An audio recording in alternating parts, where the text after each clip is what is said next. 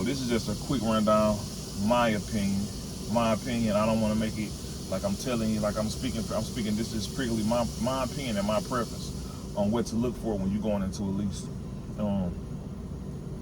One, when you're talking to a recruiter about going into a lease, you always want to ask about the freight, man. Do they got contract? Do they got contracted freight? What kind of lanes do they run? And such and such. Because some of these companies, they'll lease you a truck and they running off load boards. And this ain't no load board market right here. You will definitely drown if they put you on. If you depending on load boards, you will drown depending on load boards in this market right now, the trucking that we in. So always ask, do they got contracts and contract freight that you able to run? And what lanes do they run? And when you get the truck, try to stay inside those lanes and run. Two, know the equipment that you are getting. I noticed this because I know a lot of drivers that have failed in their leases because what they do is, it might be a truck right here. Like you might have a basic truck right here. It's a good truck, low miles. Maintenance been up to date on that truck. Whoever had that truck before you was taking care of. I mean, took good care of that truck. They'll pass up that truck for that shiny truck sitting over there in the corner that's been dogged the fuck out. It just looked good.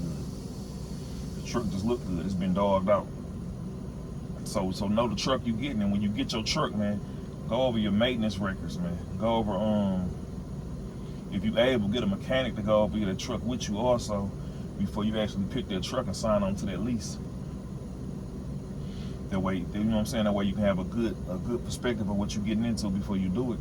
Because that's the number one reason a lot of drivers fail is truck maintenance, man. Breakdowns. And the breakdowns come and they just, you get in that hole. It's hard to get out that hole once you get in that hole. You feel what I'm saying? I just paid off a $10,000 I just had a $10,000 bill I just paid off, which wasn't that bad, but over here at Blair where I'm at, I don't know if it's the way they set it up or I just always have, whenever I have major breakdowns and I get out the shop, they never hit me directly. They don't, say I get out the shop last week, they don't ever hit me the following week and start deducting the payments don't kick in right then and there. It usually be like a month in between when I get out the shop before they start hitting me with the payment. So you able to stockpile some money in between time because you know it's finna hit you. And they also over here at Blair, they cap you at $900. So say about when I broke down with my $10,000 repair, they capped me at. So they took everything and gave me $9. They took my fixed costs, my fuel costs, truck payment, all that. Then whatever else was left, except $900 which they gave me, they put that towards my bill. So you got $900 to work with till you get your bill paid off. So make sure if you go to a company, make sure they got it set up like that also. Because some companies don't have it set up like that. When you break down, you get no settlement at all until that payment, until that debt is paid off. So if you go into a company, make sure that's set up also. Also, when you go into a company, right? Ask about what is their term. Say you want to turn that truck back in. Are you able to turn that truck back in and walk away with no expenses over your head? Like over here again, over here at Blair, it's a walk away lease. So say I can walk in and say, man, I can't handle it. I'm turning my truck in and I'm walking away. You can do that. But they say you can get the whatever left in your escrow out, but the company gonna find a way to keep us in that escrow. So just be aware of that. But you able to walk away without nothing stuck over your head, or they messing with your deck or doing none of that, saying you abandoned the truck and all that shit. So you fine with that. And them probably my three things over when you going into a lease, man. And just know the company, like I say, know the freight, the company that you running for. Figure out their lanes, figure out their contracts, and stay within that realm. Also, figure out their fixed costs, because a lot of people sign on with these companies and they got all these extra fees and shit tied up in there, and then you look up your fixed costs is, you got your truck payment, then you got everything else. Next thing you look up, you paying $1,500-$1,600 a week just for your fixed costs. This ain't even including the fuel. It's just for your fixed costs. It's what you paying, $1,500-$1,600 a week, and then you got your fuel on top of that.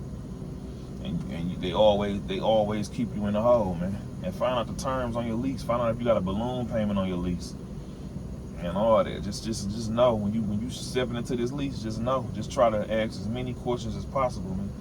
Because the lease, to be honest, a lease purchasing a truck is not in the benefit of the driver. Most drivers, a lot of drivers don't finish paying it off. It's not in the benefit of the drivers to do it. It's really in the benefit of the company. They doing it.